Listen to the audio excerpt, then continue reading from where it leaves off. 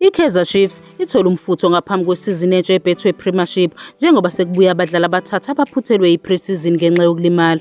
uDillon Solomons, Tebogo Potsane noBongani Sam bonke babuyile ekuzilolongeni futhi basanda kubonakala emidlalweni yobungane. uSolomons uhlinzwe ihlombe ngomuva kokulimala waphuthelwa uhambo lwe-club lwaseTurkey. Nokho manje useluleme futhi usebuyele ekubeni sesimweni esihle.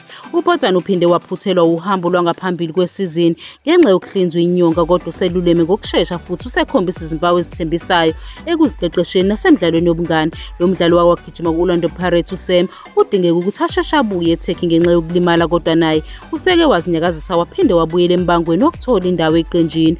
Ukubuya kwalabadlali abathathu kuzonikeza umfutho obalulekile kukhethweni kumqeqeshi uNazrathini Nabi njengoba elungiselela iqembu lakhe izinselele ezizayo. uSolomons, uPotsane noSam bonke bangabadlali abanamafa abangabamba iqhaza elikhulu eqenjini. Khona manjalo uGeorge Mahlow noMduduzi Mdantsane bayaqhubeka nokwelashwa ekulimaleni kwabo. Njengamanje uMahlow usejimini futhi ugijima kancane kulandela ukuhlinzwa edoleni. Kulindeleke ukuthi alulame ngokugcwele ngo-October. uMdantsane uhlinzwe ephuka emhlathini engozini yemoto yakamuva kanti kulindeleke ukuthi abuye ngoNovemba. Bobabili uMahlow noMdantsane bebengeyona ingxenye yeqembu eliye-Turkey ukuyolungiselela isizini.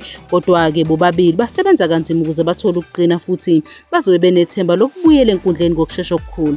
Ukubuya kukaSolomons, Potsane noSam kuyintuthuko enhle kumakhosi. Inikeza iqembu amandla adingekayo ngaphambi kwesizini entsha futhi izonikeza umqeqeshi uNabi izinketho eziningi angakhetha kuzo. Iqembu lizophinde libe nethemba lokuthi uMahlow noMdantsane bangalulama ngokushesha babuye enkundleni maduze.